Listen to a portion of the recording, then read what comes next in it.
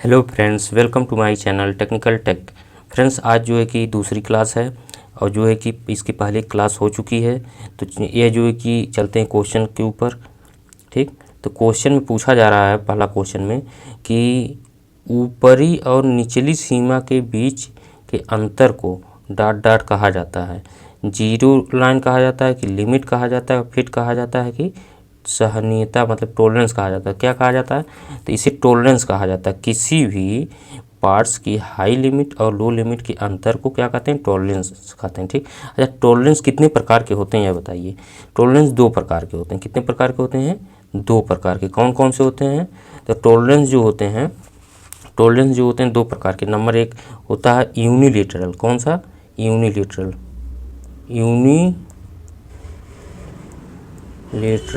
ठीक, unilateral tolerance होता है। ठीक, यूनिलेटरल टॉलरेंस होता है। और नंबर दो जो होता है वह होता है बाईलेटरल। कौन सा? बाईलेटरल। ठीक, अच्छा, यूनिलेटरल जो होता है वह एक ही तरफ दिया जाता है, एक ही तरफ। जैसे कि आपको अगर टॉलरेंस देंगे यूनिलेटरल में, तो वो किसी जाप के एक ही तरफ, चाहे वो प्लस की तरफ ही रहेगा, दोनों प्लस ही माइनस ही हो सकता है, या तो दोनों प्लस हो सकता है। ठीक, या तो जो कि एक जीरो रहेगा। जैसे मान लीजिए कि एक जीरो है। ठीक, एक जीरो है, जीरो दे दिया प्लस वाला। ठीक, और माइनस वाला जो है कि 0.03 दे दिया। ठीक, और प्लस वाला जीरो दे दिया। ठीक, तो यह जो है कि आपका एक ही तरफ रहेगा, चाहे वो प्लस में ही दोनों रहे या तो दोनों माइनस में ही रहे, या तो प्लस वाला जीरो जीरो रहेगा या माइनस वाला जीरो जीरो और दूसरा वाला प्लस में रहेगा। ठीक, तो ये यूनिलेटरल एक ही तरफ टॉलरेंस दिया जाता है। और बाईलेटरल जो होता है ये दोनों तरफ दिया जाता है। कितनी तरफ? दोनों तरफ दिया जाता है। ठीक, जैसे मान लीजिए 40 mm है। ठीक, तो इसके जो है कि दोनों तरफ टॉलरेंस दिया जाएगा। ठीक ना, जैसे टॉलरेंस 40 mm है तो इस पर दिया जाता है कि +0.03। ठीक, अब फिर माइनस में यहाँ 0.04 ऐसे दिया जाता है। तो बाईलेटरल इस तरीके से जो यूनिलेटरल है वह यूनिलेटरल जो होता है वह एक तरफ होता है। ठीक, तो ये टॉलरेंस के बारे में आपको पता चला। तो यूनिलेटरल जैसे कि यहाँ पर देख लीजिए आप, जैसे कि यहाँ पर अभी यूनिलेटरल में जैसे कि आपको दिया गया 0.08। ठीक, ये प्लस में दिया गया। ठीक, और नीचे माइनस में 0.00 रहेगा। तो यह जो है कि यूनिलेटरल हो गया। अब जो बाईलेटरल है ये दोनों तरफ है। ठीक, तो इतना समझ में आया होगा। ऑप्शन जो है कि इसमें और ऑप्शन में क्या दिया गया है? इसमें ऑप्शन में दिया गया फिट। तो फिट जो है कि यहाँ देखिए फिट, अच्छा, कितने प्रकार के होते हैं यह बताइए आप। फिट कितने प्रकार के होते हैं? फिट जो होते हैं वो 3 प्रकार के होते हैं। कितने प्रकार के होते हैं? 3 प्रकार के होते हैं। कौन कौन से होते हैं? जो कि यहाँ देखिए आपको शो हो रहा, फिट जो होता है 3 प्रकार का होता है। और पहला होता है क्लीयरेंस फिट, दूसरा होता है ट्रांजिशन फिट, तीसरा होता है इंटरफेरेंस फिट। इसे याद करने का ट्रिक क्या है? CTI, इससे याद कर लीजिए। CTI के नाम से फिट याद हो जाएगा। ठीक ना, C for clearance fit, T for transition fit, I for interference fit. ठीक, अच्छा, इसमें एक ऑप्शन और दिया गया, लिमिट दिया गया है। यहाँ पर देखिए बी ऑप्शन दिया गया है लिमिट। लिमिट क्या होता है? किसी भी पार्ट्स के बेसिक साइज को स्वीकृत योग्य थोड़ा सा बड़ा या थोड़ा छोटा बनाने की छूट को ही लिमिट कहते हैं। तो इतना आपको समझ में आया होगा। सेकंड नंबर क्वेश्चन पूछा जा रहा है कि डॉट डॉट को किसी हाइड्रोलिक प्रणाली का हृदय कहा जाता है। Number A pump, B filter, उसमें बिनी और आगार रिजर्वायर जो है। ए जो किसका ऑप्शन कौन सा सही है? इसका ऑप्शन ए सही है, पंप कहा जाता है। ठीक, अच्छा, हाइड्रोलिक होता क्या है?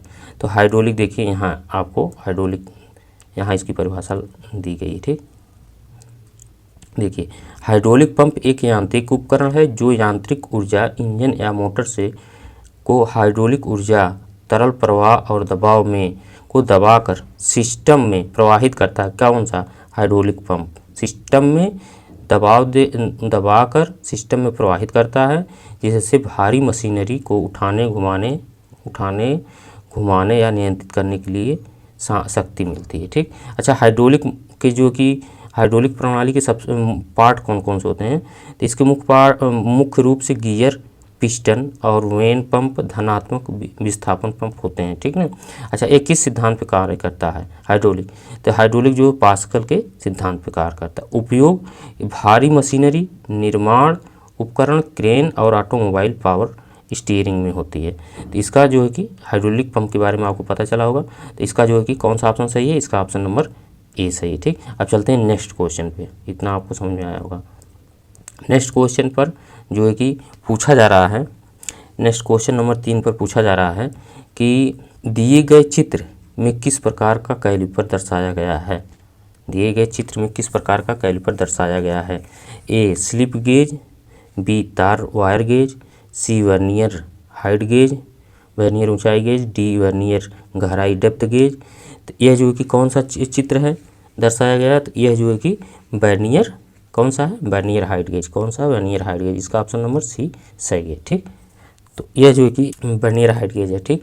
अच्छा, जिससे परिशुद्ध माप से ऊंचाई और सीढ़ी पर मार्किंग और जांच कर सकते हैं। अच्छा, इसका लिस्ट काउंट कितना होता है? तो इसका लिस्ट काउंट जो होता है, यहाँ पर लिस्ट काउंट जो होता है वर्नियर हाइट गेज का 0.02 mm, कितना? 0.02 mm, ठीक। ये किसमें होता है? मेट्रिक में होता है। किसमें? मीट्रिक में, ठीक। ये किसमें होता है? मीट्रिक में होता है, ठीक। और यह जो है कि इंच में कितना होता है? तो इंच में 0.001 इंच होता है। कितना?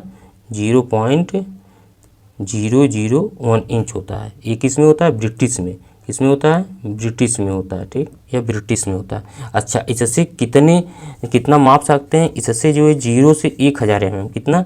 0 से 1000 mm तक ऊंचाई तक के जाप जो है कि आप मेजरिंग कर सकते हैं, ठीक ना। मापने के लिए वर्नियर हाइट गेज का उपयोग किया जाता है, ठीक। अच्छा, वर्नियर हाइट गेज का उपयोग किसके साथ किया जाता है? सरफेस प्लेट के साथ किया जाता है। और ये किस सिद्धांत पर कार्य करता है वर्नियर हाइट गेज? या वर्नियर कैलिपर के भांति सिद्धांत पर कार्य। जैसे वर्नियर कैलिपर 2 अनुरूप स्केलों के अंतर सिद्धांत पर कार्य करता है, वैसे ये भी वर्नियर हाइट गेज कार्य करता है, वो उसी के समान वर्नियर कैलिपर की भांति कार्य करता है। तो इसका ऑप्शन नंबर कौन सा सही है? सी ऑप्शन सही है, ठीक। चलते हैं नेक्स्ट क्वेश्चन पे। नेक्स्ट क्वेश्चन 4 नंबर में पूछा जा रहा है कि वलय चूड़ी मापी रिंग थ्रेड डॉट को मापता है। तो यह जो है कि ये वस्तुओं की प्रोफाइल की जांच के लिए मापा जाता है, कि बोल्ट और पेंच की बाहरी चूड़ी के लिए, कि सी ऑप्शन दिया गया नट और ब्रश की आंतरिक चूड़ियाँ, डी नट और स्क्रू की आंतरिक और बाहरी दोनों चूड़ियाँ। तो यह रिंग थ्रेड जो होता है, रिंग थ्रेड किसको मापने के लिए प्रयोग किया जाता है? बोल्ट और पेंच की बाहरी चूड़ियों के लिए। कौन सा? ऑप्शन नंबर इसका बी सही है। अभी आपको हम जो है कि इसका फिगर दिखाते हैं। देखिए यह देखिए फिगर है, ठीक। तो इसमें जो है कि ये इंटरनल थ्रेड मापेगा, ये प्लग गेज है, ठीक। और ये जो कि बाहरी थ्रेड मापेगा, ठीक। आपको यह जो है कि रिंग थ्रेड गेज है, रिंग थ्रेड गेज है ये, ठीक। तो इतना आपको समझ में आया होगा। अच्छा, यह जो है कि यह किसी गोलाकार जाप पर कटी बाहरी चूड़ियों को जांचने के लिए प्रयोग किया जाता है। कौन सा? यह जो दोनों हैं, यह रिंग थ्रेड गेज, ठीक।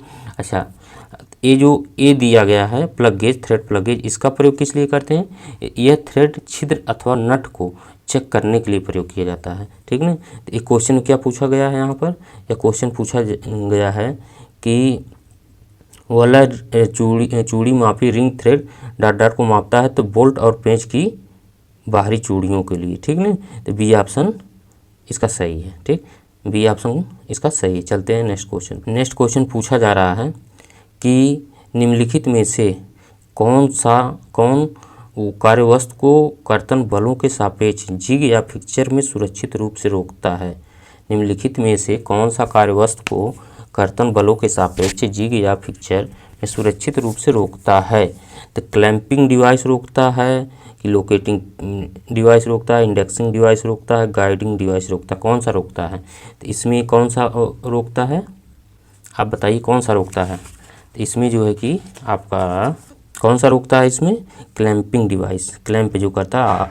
ऑप्शन ए सही है इसका, ऑप्शन ए सही है इसका, ठीक नहीं। अच्छा, क्लैंपिंग डिवाइस क्या करता है? कटिंग टूल काटते समय जाब को जिग में स्थिर रखते हैं यह जाब को शीघ्र बांधने व खोलने में मुख्य सहायक होते हैं। कौन सा? क्लैंपिंग डिवाइस, ठीक ना। अच्छा, ये कितने प्रकार के होते हैं? यह जो है कि आपके 7 प्रकार के होते हैं। नंबर 1 स्टेप जो यहाँ पर देखिए, यह जो है कि नंबर कितने प्रकार? 7 प्रकार के होते हैं। नंबर 1 जो होता है स्टेप क्लैंप होता है। कौन सा? स्टेप क्लैंप होता है, ठीक ना, स्टेप क्लैंप। और नंबर 2 जो होता है कैम क्लैंप होता है, ठीक। और नंबर 3 जो होता है स्क्रू क्लैंप। कौन सा? Screw clamp. नंबर 4 जो होता है वह होता है लेच क्लैंप। कौन सा? Latch clamp. और जो कि नंबर 5 जो होता है वेडेज क्लैंप होता है। कौन सा? वेडेज क्लैंप। नंबर 5 जो होता है वेडेज क्लैंप होता है, वेडेज। और नंबर 6 जो होता है हुक क्लैंप होता है। कौन सा? नंबर 6 जो होता है हुक क्लैंप, ठीक। और जो नंबर 7 जो होता है ट्राइगल होता है। कौन सा?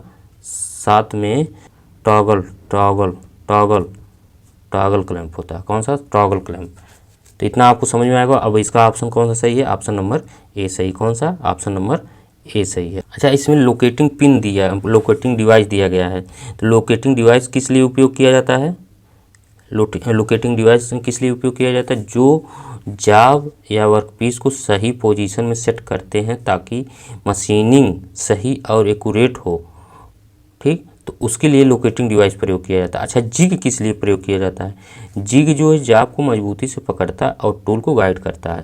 तो इतना आपको क्लियर हो गया होगा जिग के बारे में, लोकेटिंग पिन के बारे में और जो है कि क्लैंपिंग डिवाइस के बारे में। तो इसका ऑप्शन कौन सा सही है? इसका ऑप्शन जो है कि आपका ए सही है। अब चलते हैं नेक्स्ट क्वेश्चन पूछा जा रहा है 6 नंबर में कि डॉट का उपयोग वायवी प्रणाली पेनुमेटिक, यहाँ पेनुमेटिक दिया गया है, वायवीय प्रणाली पेनुमेटिक सिस्टम में वायु का दाब बढ़ाने के लिए किया जाता है। तो किसका उपयोग किया जाता है पेनुमेटिक प्रणाली में वायु का दाब बढ़ाने के लिए? हीटर का कि एयर फिल्टर का, स्प्रेटर का कि सुपिंडक कंप्रेसर का? तो किसका प्रयोग किया जाता है? इसका ऑप्शन नंबर डी सही है। कौन सा? कंप्रेसर का। अभी आपको फिगर दिखाते हैं। तो यहाँ देखिए, इसका ही प्रयोग किया जाता है कंप्रेसर। आप लोग देखे होंगे इसको ज़्यादातर जगहों पर लगा रहता है, ठीक। जैसे इसका अभी गाड़ी के टायरों में हवा भरने के लिए कंप्रेसर का प्रयोग किया जाता है, ठीक। तो ये जो कि दाब बढ़ाता है और कंप्रेस करता है हवा को, ठीक ना। और हवा को या इसमें से इंटर करता है और फिर इसमें टैंक में फिलअप करके फिर इसमें से आउट करता है, इन करता है फिर आउट करता है, ठीक। तो यह जो कि न्यूमेटिक प्रणाली, यहाँ देखिए यहाँ दिया गया है कि डॉट का उपयोग वायवीय प्रणाली न्यूमेटिक में वायु का दाब बढ़ाने के लिए किया जाता है। तो किसका प्रयोग किया जाता है? यहाँ पर किसका प्रयोग किया जाता है? कंप्रेसर का प्रयोग किया जाता है। तो आपको फिगर भी देखें आप, यह एक ऐसी मशीन है जो कंप्रेसर जो है, यह एक ऐसी मशीन है जो सामान्य हवा को खींचकर उसे हाई प्रेशर पर कंप्रेस करती है और पेनुमेटिक सिस्टम में उपयोग के लिए भेजती है, ठीक। तो इसके बारे में भी पता चल गया, इसका ऑप्शन भी पता चल गया आपको। कौन सा सही है? ऑप्शन नंबर डी सही है, ठीक। चलते हैं नेक्स्ट क्वेश्चन पे पूछा जा रहा है 7 नंबर क्वेश्चन पे कि किसी सीट पर पट्टी के पार्श्व या किनारे से धातु को वांछित आकार में निकालने की एक प्रक्रिया है। कौन सी प्रक्रिया है? तो लैचिंग है कि स्लीटिंग है कि पंचिंग है कि नोचिंग है? यहाँ पूछा जाए किसी सीट या पट्टी के पार्श्व या किनारे से वो धातु को वांछित आकार में निकालने की एक प्रक्रिया है, एक ऑपरेशन है। कौन सा वह ऑपरेशन है? तो लेसिंग है कि स्लीटिंग है कि पंचिंग है कि नोचिंग है? कौन सा ऑप्शन है? तो इसका जो ऑप्शन नंबर कौन सा सही है? आपका नोचिंग सही। कौन सा? डी ऑप्शन नंबर नोचिंग सही है, ठीक। अच्छा, लेसिंग क्या होता है? इसका फिगर अभी आपको दिखाते हैं नोचिंग का। देखिए यहाँ फिगर लगा हुआ है, देखिए किनारे से यह जो है कि किया जा रहा है। देखिए एक कटा हुआ, किनारे से कटा हुआ ना, ये देखिए ये नोचिंग यहाँ लिखा गया है, ये नोचिंग हुई है। ये जो है कि स्लीटिंग प्रोसेस, स्लीटिंग देखिए यहाँ पर एक किया जा रहा है, चीरा काटा जा रहा है बीच से, ठीक ना, जैसे कि अभी आपको दिखाई देगा, ठीक। ये देखिए स्लीटिंग हुई है कि नहीं? ठीक। यहाँ पर कटर लगे हुए हैं, ये जो कि चीरा कटर। एक कौन सा प्रोसेस है, ये स्लीटिंग है, ठीक ना, शीट मेटल स्लीटिंग प्रोसेस गाइड। तो यहाँ पर जो है कि स्लीटिंग किया जा रहा है। तो यह जो है कि नोचिंग है और ये स्लीटिंग है। अच्छा, लैचिंग क्या होती है, लैसिंग, इसे लैसिंग कहते हैं, कोई लैंचिंग कहता है, कोई लैसिंग कहता है। यह लैसिंग क्या होती है, वह प्रक्रिया है जिसमें शीट में आंशिक कट बनाया जाता है ताकि कोई मटेरियल अलग ना हो, उसे क्या कहते हैं, लैंसिंग, ठीक, लैसिंग कहते हैं, चाहे चीरना कहिए। अच्छा, स्लीटिंग क्या है, स्लीटिंग आपको दिखाए ही, जाब में लंबाई की दिशा में काटने की प्रक्रिया को स्लीटिंग कहते हैं। अच्छा, पंचिंग क्या है, पंचिंग एक बेलनाकार पंच शीट में छेद करता है। कौन सा, पंचिंग। पंचिंग एक बेलनाकार पंच मशीन शीट में क्या करता है, छेद करता है, तो उसे पंचिंग कहते हैं। और ये पूछा जा रहा है कौन सा ऑप्शन इसका सही है, नोचिंग, किनारे से काटने, वो फिगर भी आपने देखा। तब चलते हैं नेक्स्ट क्वेश्चन पे। नेक्स्ट क्वेश्चन पूछा जा रहा है कि बहुत कम क्षति वाली दुर्घटना को डॉट डॉट कहा जाता है। क्या कहा जाता है, चूक दुर्घटना कहा जाता है कि घातक कहा जाता है कि क्षुद्र कहा जाता है, गंभीर दुर्घटना कहा जाता है, क्या कहा जाता है, बहुत कम। जैसे क्वेश्चन के नाम से विदित हो रहा है कि बहुत कम क्षति वाली दुर्घटना को क्षुद्र कहा जाता है, क्षुद्र कहा जाता है। कौन सा, इसका सी ऑप्शन सही है, ठीक, क्षुद्र एक्सीडेंट कहा जाता है उसे, ठीक। कौन सा एक्सीडेंट कहा जाता है, क्षुद्र एक्सीडेंट।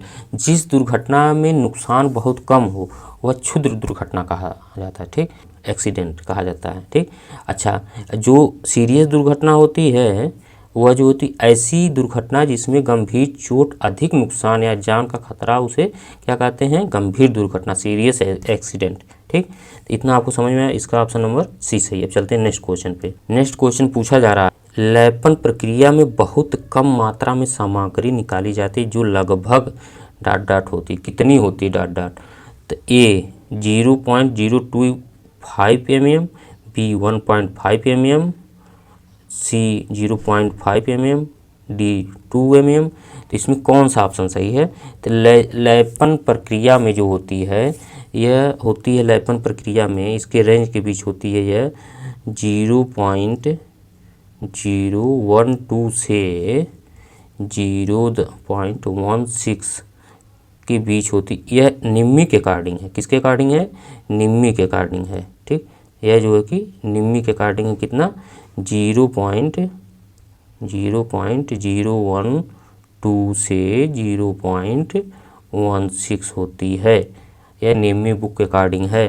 तो इसके बीच जो है कौन सा ऑप्शन आ रहा है, इसके बीच आपका कौन सा ऑप्शन है, तो इसके बीच ऑप्शन नंबर ए सही है। कौन सा, ए सही है। लेपन प्रक्रिया में बहुत कम मात्रा सामग्री निकाली जाए जो लगभग 0.025 mm के लगभग होती है। तो ये निकाली जाती है कितना, 0.025 mm। और ये जो है कि किसके रेंज के बीच आ रही है, इतने के रेंज के। और सब जो है कि जो बी ऑप्शन है ये ज़्यादा है, और जो ए सी ऑप्शन वो भी ज़्यादा है, डी ऑप्शन वो भी ज़्यादा, तो ए ऑप्शन इसका सही है, ठीक नहीं। अच्छा, लैपिंग क्यों की जाती है, लैपिंग क्यों की जाती है, लैपिंग कुछ जाब में ऐसे होते हैं जो जिन्हें मशीनिंग और ग्राइंडिंग करने के बाद भी अधिक परिशुद्ध फिनिशिंग की आवश्यकता होती है। इसके लिए जो क्रिया की जाती है उसे लैपिंग कहते हैं। मतलब जो मशीनिंग क्रिया और ग्राइंडिंग करने के बाद अधिक परिशुद्ध फिनिशिंग की आवश्यकता है जिस जाब के लिए, उसे क्या करते हैं, लैपिंग करते हैं। वह लैपिंग हाथ व मशीन दोनों से होती है। लैपिंग जो होती है हाथ व मशीन दोनों से होती है, ठीक ना, दोनों से की जाती है। और ये आंतरिक और बाह्य दोनों होती है, हम बाहरी और आंतरिक दोनों होती है, ठीक। और लैप्स किस धातु के बने होते हैं, नर्म धातु के बने होते हैं। लैप्स जो होते हैं वो नर्म धातु के बने होते हैं। तो इतना तो क्लियर हुआ होगा। अब चलते हैं नेक्स्ट क्वेश्चन पूछा जा रहा है कि दिए गए चित्र में किस प्रकार के रिवेट को दर्शाया गया है। जो यहाँ पर ये फिगर है, यहाँ पर ये फिगर जो लगा है ये किसको दर्शा रहा है रिवेट। तो नंबर ए जो है कि राउंड काउंटर शंक हेड 90 डिग्री, ये तो है ही नहीं, ठीक, ये तो है ही नहीं। फ्लैट हेड, इसका हेड फ्लैट तो है नहीं, ये भी नहीं है।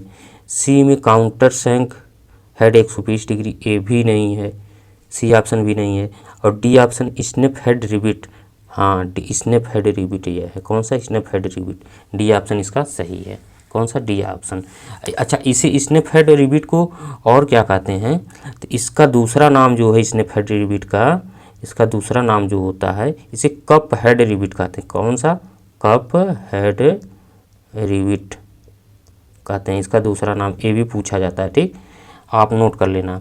अच्छा, इसका प्रयोग कहाँ किया जाता है, जहाँ ज़्यादा मजबूत ज्वाइंट की आवश्यकता होती है, जैसे पुल व फैब्रिकेशन स्ट्रक्चर वर्क में किया जाता है। किसका, स्नैप हेड रिबिट का, ठीक। तो इतना क्लियर हुआ होगा। अच्छा, और आप भी और आगे दिखाते हैं फिगर, देखिए यहाँ पर दिखाया गया है, ये देखिए स्नैप हेड रिबिट है, ये पेन हेड रिबिट है। काउंटर देखिए, इसका जो हेड जो है यहाँ पर थोड़ा तिरछा है, जो 120 डिग्री वाला। राउंड काउंटर है, लाइन रिबिट है, ट्यूबुलर रिबिट है, स्प्लिट रिबिट है, फ्लश रिबिट है, सेल्फ पियर्सिंग रिबिट है। तो ये फिगर आपको दिखाया गया है, ठीक। इसका कौन सा ऑप्शन सही है, इसका ऑप्शन नंबर डी सही है, ठीक। अब चलते हैं नेक्स्ट क्वेश्चन पे। नेक्स्ट क्वेश्चन पे पूछा जा रहा है कि एक स्टील टेप की लंबाई, एक स्टील टेप की लंबाई और चौड़ाई क्रमशः, एक स्टील टेप की लंबाई और चौड़ाई क्रमशः 1 मीटर और 2.5 सेंटीमीटर है। लंबाई और चौड़ाई का अनुपात कितना होगा, लंबाई और चौड़ाई का अनुपात कितना होगा। एक जो लंबाई का अनुपात 1 मीटर दिया गया और जो है कि चौड़ाई का अनुपात 2.5 सेंटीमीटर दिया गया, ठीक। तो इसको सॉल्व कैसे करेंगे, इसको जो है कि इसका अनुपात पूछा जा रहा है। तो लंबाई में जो दिया गया है, जो लंबाई में दिया गया है तो 1 मीटर दिया गया है, ठीक। और चौड़ाई में जो दिया गया है वह सेंटीमीटर में दिया गया, कितने में, 2.5 सेंटीमीटर, ठीक नहीं। अच्छा, अब जो है कि इसको जब कैलकुलेट करेंगे हम, तो ये जो है कि कैलकुलेट करने के बाद इसको सेंटीमीटर में बदलेंगे पहले, तो इसमें 100 से ऊपर वाले को गुणा करेंगे, ठीक नहीं। अच्छा, 100 से गुणा करेंगे तो 1 मीटर में कितना सेंटीमीटर होता है, 100 सेंटीमीटर होता है, कितना, 100 सेंटीमीटर होता है। अच्छा, इसके बाद 100 से गुणा कर दिए तो वह हो गया बराबर कितना, 100 सेंटीमीटर बटे कितना हो गया, 2.5 सेंटीमीटर, ठीक नहीं। 100 सेंटीमीटर अपान कितना हो गया, 2.5 सेंटीमीटर, ठीक। अच्छा, एक पॉइंट को हटाना हमें, तो ऊपर फिर 10 से गुणा करेंगे, ठीक। तो अब यह आएगा 1000 बटे 25, ठीक, 1025। तो इसको कैलकुलेट करेंगे जब, तो 25 से कम 25 और 25 चौक को 100 और 1 जीरो बच जाएगा, तो 25 40:1 आ जाएगा, कितना, 40:1। तो इसका जो है कि 40:1 आंसर इसका आ जाएगा आंसर, ठीक ना। तो इसमें देखिए इसमें कौन सा ऑप्शन सही है, 40:1 जो कौन सा है, ए ऑप्शन सही दिया गया। नेक्स्ट क्वेश्चन पूछा जा रहा है कि टिन और शीशे का गलनांक क्रमशः होते हैं 400 डिग्री सेल्सियस और 190 degree Celsius, B 145 degree Celsius, 145 degree Celsius और 280 degree Celsius, C 232 degree Celsius और 327 डिग्री सेल्सियस। तो इसका कौन सा ऑप्शन सही है, इसका ऑप्शन नंबर सी सही है। कौन सा, सी सही है। अब कौन कितना होता है, 232 डिग्री सेल्सियस टिन का होता है गलनांक और 327 डिग्री सेल्सियस किसका होता है, शीशे का। 327 किसका होता है, शीशे का। अच्छा, जिंक का कितना होता है, जिंक का आपका गलनांक होता है 420 डिग्री सेल्सियस, कितना, 420 डिग्री सेल्सियस। अच्छा, कापर का कितना होता है, कापर का जो होता है यह होता है कि आपका 1085 डिग्री सेल्सियस, कितना होता है, 1085 डिग्री, ठीक नहीं। तो इसका ऑप्शन कौन सा सही है, सी ऑप्शन सही है, ठीक। अब चलते हैं नेक्स्ट क्वेश्चन पे। नेक्स्ट क्वेश्चन पूछा जा रहा है कि क्वेश्चन नंबर 13 में कि ब्रेजन में सोल्डरन की तुलना में अधिक कठोर फिलर धातु का उपयोग किया जाता है, जिसे प्रायः के रूप में जाना जाता है। ये पूछा जा रहा है कि सोल्डर के अपेक्षा जो ब्रेजिंग जो होती है उसमें जो उसके अपेक्षा सोल्डरिंग की अपेक्षा जो इसमें फिलर धातु प्रयोग की जाती है वो बहुत कठोर होती है। उसे किस नाम से जाना जाता है, किस रूप में जाना जाता है, तो उसे जो है कि स्पेल्टर के रूप में जाना जाता है, स्पेल्टर के रूप में जाना जाता है। ये ऑप्शन इसका सही है। अच्छा, ब्रेजिंग जो होती है क्यों की जाती है, ब्रेजिंग जो होती है दो एक सी व भिन्न भिन्न धातुओं पर कठोर जोड़ लगाने की विधि को ब्रेजिंग कहते हैं। अच्छा, इसे जोड़ने के लिए स्पेल्टर का प्रयोग किया जाता है। किसका? जो यहाँ पूछा जा रहा है, स्पेल्टर का प्रयोग किया जाता है। अच्छा, स्पेल्टर किस धातु के होते हैं?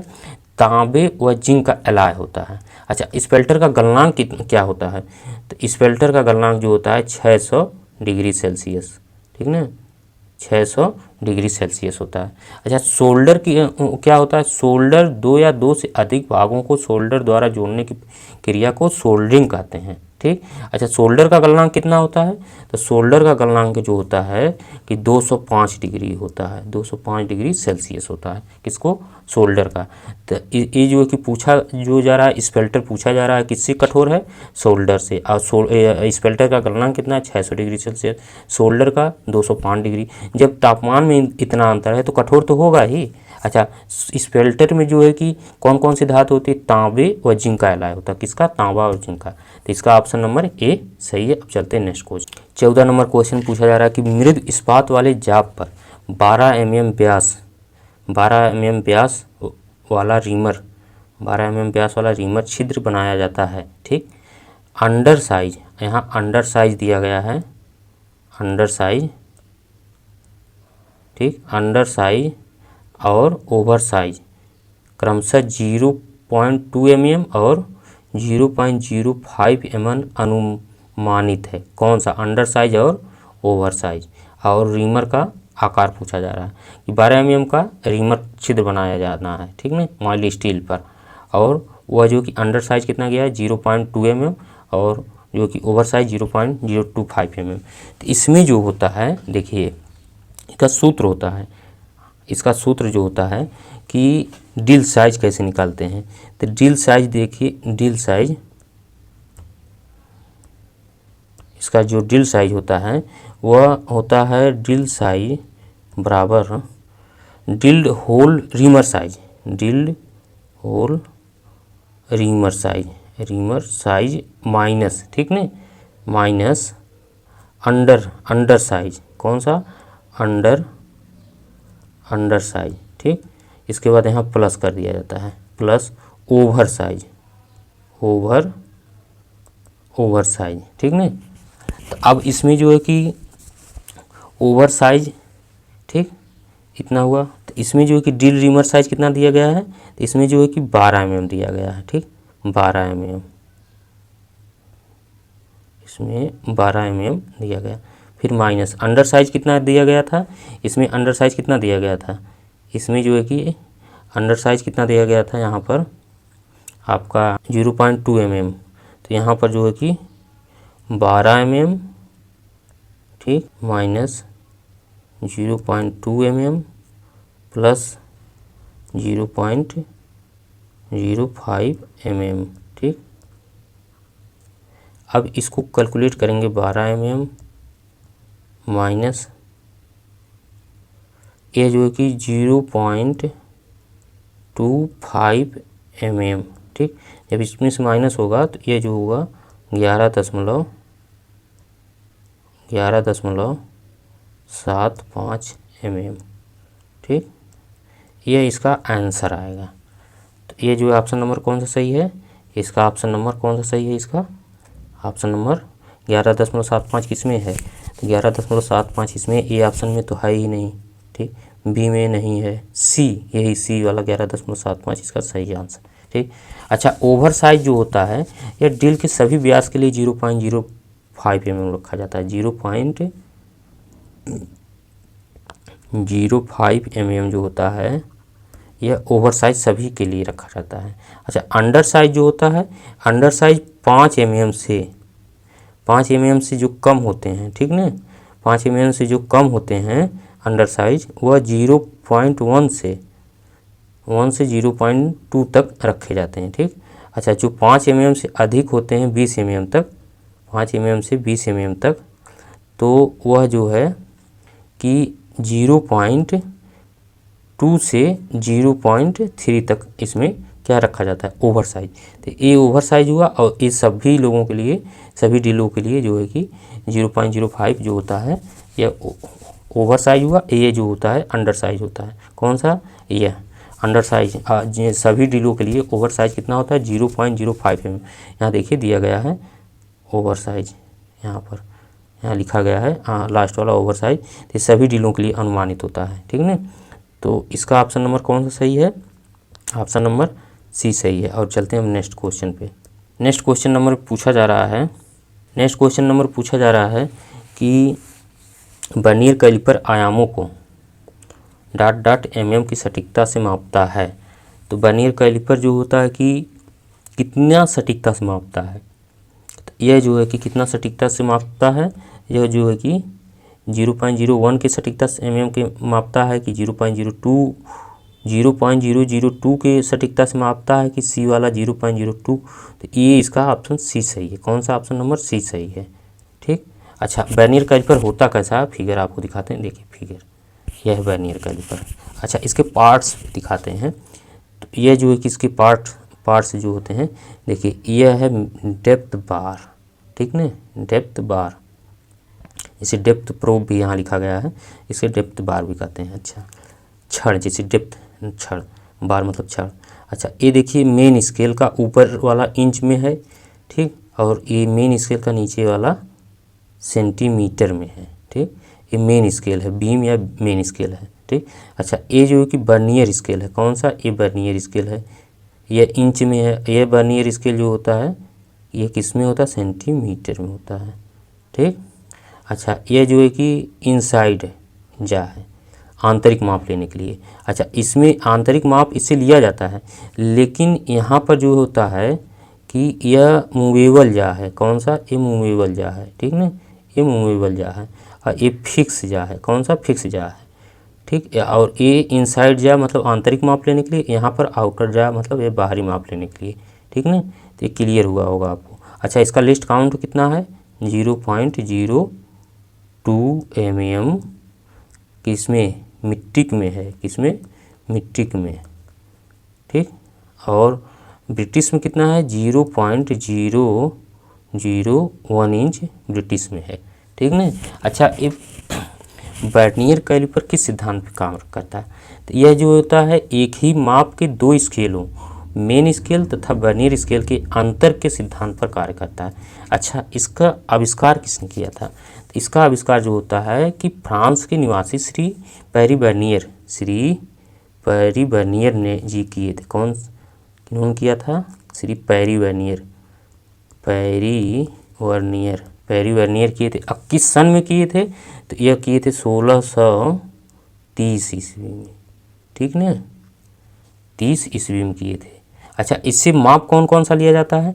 इससे जो कि इससे गहराई एवं बार तथा आंतरिक व्यास मापा जा सकता है, ठीक ना। तो इतना जो है कि आपको क्लियर हुआ होगा, ठीक ना। अच्छा, इसका लिस्ट काउंट कैसे निकालते हैं तो वो अगले नेक्स्ट वीडियो में बताएंगे, ठीक ना।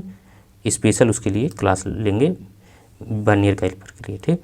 तो इसका जो है कि कौन सा ऑप्शन सही है? इसका ऑप्शन नंबर सी सही है। अब चलते हैं नेक्स्ट क्वेश्चन पूछा जा रहा है 16 नंबर क्वेश्चन पे कि आंतरिक डबचूल जोड़ में टेल और पिन की आकृति कैसा होता है 16 नंबर में।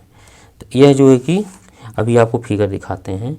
तो ये देखिए आंतरिक डबचूल जोड़ जो होता है यही होता है। कौन सा? यह देखिए, ये ट्रेपेजियम जो होता है समलंब आकार का है यह, और यह जो कि यहाँ पर डबटल जो होता है यहाँ जोड़ बनाएगा।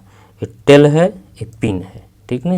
यहाँ ये देखिए पिन वाला ये होल है, ये जो है कि टेल वाला है, ठीक ना। और दोनों जब असेंबल कर दिया जाएगा तो एक अच्छा खासा जोड़ जो कि खुलता नहीं है जल्दी, बहुत मजबूत जोड़ होता है। तो यह जो है कि किस आकार में है? समलंब। तो यहाँ पर कौन सा दिया गया ऑप्शन में? तो यहाँ ऑप्शन में दिया है समलंबी या वृत्त या आयत या वर्ग। तो कौन सा इसमें सही है? ऑप्शन नंबर ए सही। कौन सा? ऑप्शन नंबर ए सही है। यह एक ऐसा जोड़ है जिसमें एक भाग पर ट्रेपेजियम टेल आकार बनाया जाता है और दूसरे भाग में उसी के अनुसार अंदर की ओर खांचा पिन बनाया जाता है ताकि दोनों आपस में फंसकर मजबूत से जोड़ बनाए, ठीक ना, जुड़ जाएं, ठीक ना। तो यहाँ पर आपने देखा ही फिगर में। तो इसका जो है कि ये ऑप्शन सही है। जो कौन सा है? समलंब जो है कि आकार का यहाँ देखिए यहाँ बन रहा है, ठीक ना, डबटल जोड़ में। तो इसका ये ऑप्शन सही है। अब चलते हैं नेक्स्ट क्वेश्चन पे पूछा जा रहा है कि प्रश्न 17 में ... का उपयोग मूल रूप से अंध छिद्रों ब्लाइंड होल की गहराई जैसे कि खांचे, स्लॉट, कीवे की गहराई, स्कंधों की ऊंचाई की जांच के लिए किया जाता है। शोल्डर की ऊंचाई की जांच के लिए किया जाता है। किसका प्रयोग किया जाता है? वर्नियर हाइट गेज का, कि सूक्ष्ममापी का, कि वर्नियर डेप्थ गेज का, कि वायर गेज का? किसका प्रयोग किया जाता है? अंध, यहाँ देखिए लिखा गया अंध छिद्रों, और यहाँ लिखा गया खांचे, स्लॉट, कीवे, इन सब की गहराई, स्कंधों की ऊंचाई की जांच के लिए, मतलब इन सबको जांच के लिए किसका उपयोग किया जाता है? तो इसमें जो है कि इसका वर्नियर हाइट गेज का तो किया नहीं जाता है, ठीक। सूक्ष्ममापी माइक्रोमीटर, इसके लिए अंध छिद्र के लिए अलग आएगा, स्लॉट के लिए अलग आएगा, कीवे के लिए अलग आएगा, तो वो वर्नियर माइक्रोमीटर होगा ही नहीं। वर्नियर डेप्थ गेज इसी का प्रयोग किया जाता है। सी ऑप्शन सही है इसका, ठीक ना। और वायर गेज इसका भी नहीं किया जाता, तो कौन सा ऑप्शन सही है? इसका सी ऑप्शन सही है। अच्छा, इसमें जो है कि फिगर दिखाते हैं आपको वर्नियर डेप्थ गेज का। देखिए वर्नियर डेप्थ गेज यही है, ठीक ना। ये देखिए ब्लॉक डायग्राम बनाया गया है जिसमें पार्ट दिखाए गए हैं, ठीक ना, और ये वर्नियर डेप्थ गेज है दिखा दिया गया है, ठीक। जो कि देखिए ये डेप्थ यहाँ चेक किया जा रहा है, ये जाब है, इसका डेप्थ होल का गहराई चेक की जा रही है, ठीक। अच्छा, ये जो इसका बेस है, ये मूवेबल जा है, ये वर्नियर स्केल है, यहाँ पर ये लॉकिंग स्क्रू है, फाइन एडजस्टिंग स्क्रू, ये मेन स्केल है, यह मेन स्केल है, यह फाइन एडजस्टमेंट स्क्रू है, ये वर्नियर स्केल है, ये मूवेबल हेड है, और ये बेस है, ठीक ना। अब यहाँ पर ये मापा जा रहा है किसी जाब का गहराई, ठीक ना। तो यह जो है कि अच्छा, यह किस सिद्धांत पर कार्य करता है? यह जो है कि वर्नियर कैलिपर के सिद्धांत पर ही कार्य करता है। इसमें जा नहीं होते, आपसे क्वेश्चन पूछा जाएगा कि इसमें जा होते हैं, इसमें जा देखिए नहीं, इसमें एक बेस होता है यही वाला, ठीक ना। ये देखिए इसमें बेस होता है, ये इसमें जा नहीं होते हैं। ये देखिए डिजिटल वर्नियर डेप्थ गेज है, यह डिजिटल वर्नियर डेप्थ गेज है, इसमें जा नहीं होते हैं। अच्छा, इसमें मूवेबल जा की जगह एक चपटा आधार लगा होता है, वही ये देखिए, ये जो चपटा आधार है, ये चपटा आधार लगा होता है, ठीक ना। अच्छा, इसके द्वारा मीट्रिक प्रणाली में कितना mm तक माप सकते हैं? इसके द्वारा मीट्रिक प्रणाली में 0.02 mm तक माप सकते हैं मीट्रिक में। अच्छा, ब्रिटिश में कितना माप सकते हैं? 0.001 इंच तक ब्रिटिश में माप सकते हैं, ठीक। तो ये जो कि इतना क्लियर हुआ होगा फिगर के द्वारा, आपको समझ में भी आया होगा। अब इसका ऑप्शन नंबर कौन सा सही है? सी ऑप्शन सही है। चलते हैं नेक्स्ट क्वेश्चन पे, ठीक। नेक्स्ट क्वेश्चन पूछा जा रहा है कि डॉट डॉट का अर्थ एक बेलनाकार कार्यवस्तु से व्यास में क्रमिक कमी करते हुए एक शंक्वाकार पृष्ठ का निर्माण करना होता है। सुंडाकार खरादन, टेपर टर्निंग, बी टेलिंग, सी थ्रेडिंग, डी नर्लिंग। तो इसमें कौन सा ऑप्शन सही है? तो इसमें जो होता है कि आपको फिगर दिखाते हैं, तो यहाँ देखिए, ये देखिए टर्निंग, टेपर टर्निंग की जा रही है, ये देखिए लेथ के ऑपरेशन किए जा रहे हैं, ठीक ना। तो यह जो है कि इसमें पूछा क्या गया आपको? टेपर टर्निंग पूछा गया। क्या? टेपर टर्निंग का अर्थ एक बेलनाकार कार्यवस्तु से व्यास में क्रमिक कमी करते हुए एक शंक्वाकार पृष्ठ का निर्माण करना होता है। तो शंक्वाकार निर्माण कौन सा करेगा? टेपर टर्निंग के द्वारा होगा। कौन सा? Taper turning. Option number A सही है, ऑप्शन नंबर ए सही है इसका, ठीक है। अब यहाँ देखिए, ये देखिए टेपर टर्निंग, यहाँ पर जो है कि शंक्वाकार या जो है कि व्यास का निर्माण किया जा रहा है। तो ये जो कि यहाँ से टेपर टर्निंग की जा रही है, ठीक ना। टर्निंग टूल ये है, फीड इधर से दिया जा रहा है, ठीक। तो ये जो है कि टेपर टर्निंग किया है। अच्छा, लेथ पर कौन कौन से ऑपरेशन होते हैं? देखिए लेथ पर जो कि ए ऑपरेशन होते हैं। कौन कौन से? तो हाँ, अब देखिए यह लेथ पर ऑपरेशन जो होते हैं, नर्लिंग की जा रही है, ये ड्रिलिंग की जा रही, थ्रेडिंग, पार्टिंग ऑफ, ये जो होता है चैम्फरिंग की जा रही, ये फेसिंग की जा रही है, ये टेपर टर्निंग। देखिए यही है ना शंक्वाकार बनाया जा रहा है। एक काउंटर टर्निंग है, यह फार्मिंग टूल द्वारा की जा रही, ये बोरिंग। ये सभी लेथ के ऑपरेशन आपको दिखाए गए हैं। ये पार्टिंग ऑफ में देखिए दो भागों में आपको बांधा जाए। ये चैम्फरिंग देखिए 45 डिग्री चैम्फरिंग किया जा रहा है। तो इतना समझ में आया होगा। इसका ऑप्शन नंबर कौन सा सही है? इसका ऑप्शन नंबर आपका कौन सा सही है? ए सही है। कौन सा? इसका ऑप्शन नंबर ए सही है। चलते हैं नेक्स्ट क्वेश्चन पे। नेक्स्ट क्वेश्चन पूछा जा रहा है 19 नंबर में कि सबसे आम चिन्हांकन उपकरण में से एक है जिसका उपयोग आधार पृष्ठ डेटम सरफेस के समानांतर रेखाओं को चिन्हित करने, कार्यों की ऊंचाई और समानता की जांच करने और मशीन तर्क स्पेंडल पर केंद्रित कार्यों को सेट करने के लिए किया जाता है। जैसे कि मशीन की स्पेंडल पर केंद्रित करने के लिए, समानांतर हाइट को जो कि जांचने के लिए और आधार डेटम समानांतर रेखाएं खींचने के लिए किसका उपयोग किया जाता है? वी ब्लॉक का, ए तो होगा ही नहीं। एंगल प्लेट, ये भी नहीं होगा। सी पंच, इसका भी नहीं होगा। तो इसका ऑप्शन नंबर कौन सा सही है? डी ऑप्शन सही। कौन सा? डी ऑप्शन सही है।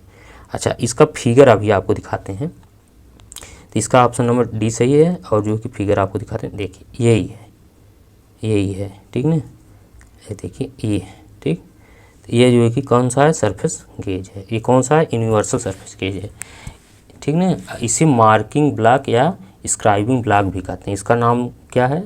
इसे सरफेस गेज के नाम से जाना जाता है और इसे मार्किंग ब्लॉक के नाम से भी जाना जाता है। इसको स्क्राइबिंग ब्लॉक भी कहते हैं, ठीक ना। यह मशीन पर डाटम सतह के समानांतर चाप को स्थापित करने के लिए सेट किया जाता है और यह डाटम सतह के समानांतर रेखाएं खींचने के लिए इसका उपयोग किया जाता है।